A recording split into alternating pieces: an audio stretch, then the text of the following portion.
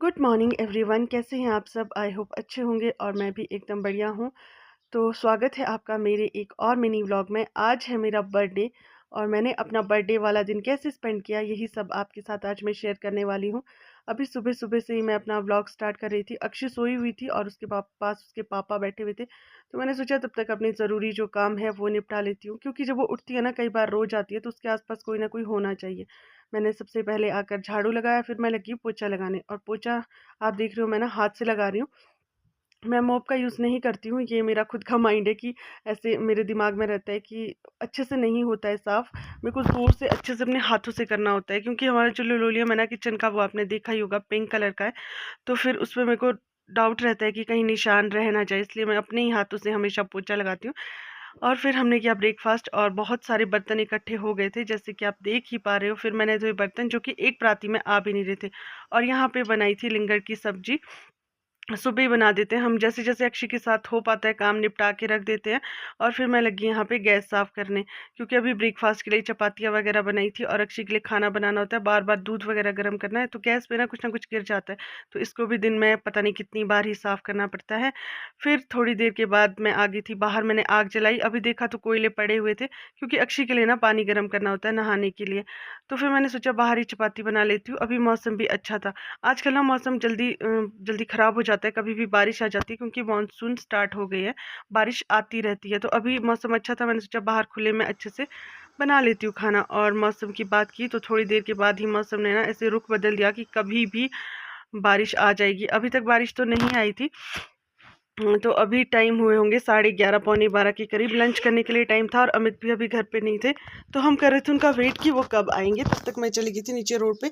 कुछ सामान था जो कि मुझे रखना था गाड़ी में, और अमित को बोला था मैंने, तो मैंने सोचा खुद ही देख लेती हूँ कि कुछ चीज़ें वो भूल तो नहीं गए। जो भूल गए होंगे वो मैं घर जाके फिर पैक करके दोबारा भेज दूँगी, क्योंकि जब तक मैं खुद से कुछ काम ना करूँ ना अपना, तो तब तक मुझको तसल्ली नहीं होती।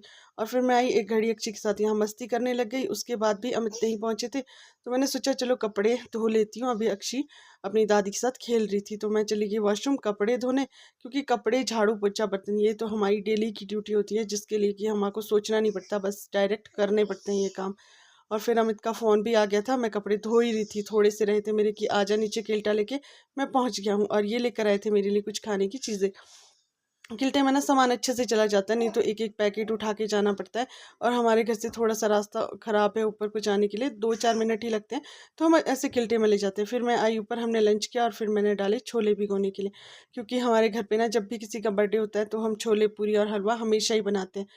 और फिर मैं चली गई थी यहाँ पे घास काटने। आजकल बरसात में घास इतना लंबा हो रहा है कि हफ्ते के रास्ते काटने पड़ते हैं। तो फिर यहाँ थोड़ा थोड़ा लंबा हो रहा था, मैंने सोचा काट लेती हूँ, अभी फ्री थी मैं। घास काटने के बाद फिर मैं आई ऊपर और टाइम हो गया था दाल पकाने का। फिर मैं लगी यहाँ पे दाल डालने पकाने के लिए। थोड़े से उसमें आलू डाले, थोड़ा सा प्याज और ऑयल डाला। आलू डालने से ना तरी घनी हो जाती है। फिर मैं चली गई थी लक्ष्मण अंकल जहाँ पे रहते हैं ना हमारे घर के आगे को, उनके जिसमें वो रहते हैं घर में, उसमें हमने ना थोड़ा चीज़ें डाल दी थी, जैसे स्टोर टाइप उसको बना दिया था। तो अब वो आने वाले हैं, तो मैं उसको साफ़ करने लगी। जब तक आई तो तब देखा मम्मी यहाँ पे पूरियाँ बना रहे, कि तू नहाने चली जा, तब तक मैं पूरियाँ बना लेती हूँ, क्योंकि मेरी हालत ना इतनी ख़राब हो गई थी। फिर मैं चली गई नहाने। और ये देखो जी आ गई बिल्कुल तैयार श्यार होकर, क्योंकि बर्थडे वाली फीलिंग जो लेनी थी, मैंने कि हाँ भाई मैं भी बर्थडे कर लूँ। और यहाँ पे पापा हो गए थे अपनी ड्यूटी में ऑन।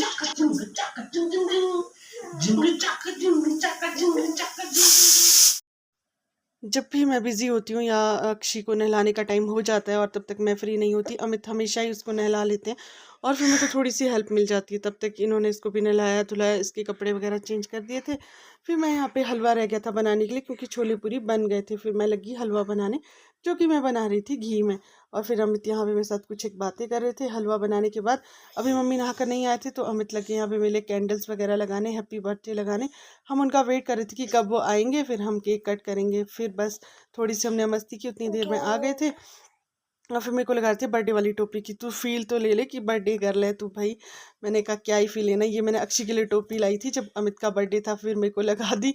और मैंने केक कट किया, उसके बाद हम लोगों ने खाया केक। और अक्षय को देखना भी, आप इतने चाव से खाती है ना, ऐसे लगता है कि बस केक स्पेशल इसी के लिए बना है और ये केक के लिए बनी है। बहुत खाती है, जितना हम खाते हैं ना, मतलब ये उतना खा सकती है, बट हम इसको अभी उतना देते नहीं है, क्योंकि इसके दांतों में कहीं प्रॉब्लम ना हो, तो हम अवॉइड करते हैं ज़्यादा मीठा देना, बीच बीच में थोड़ा दे देते हैं।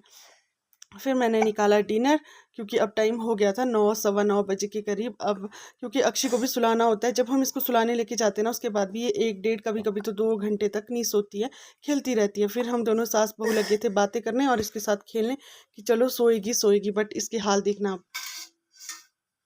कुछ रह गया बिट्टू इसमें? और सब कुछ तो आपने निकाल के इधर फेंक दिया, इससे उधर तक।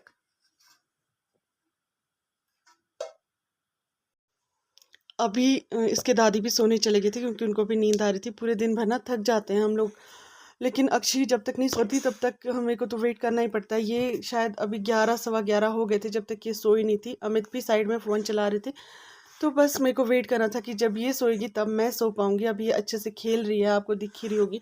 कभी कभी नहीं सोती नहीं है टाइमली। तो बस कुछ इस तरह से था मेरा बर्थडे वाला दिन। और बस आज के लिए इतना ही, मिलती हूँ आपसे नेक्स्ट वीडियो में, तब तक के लिए बाय बाय।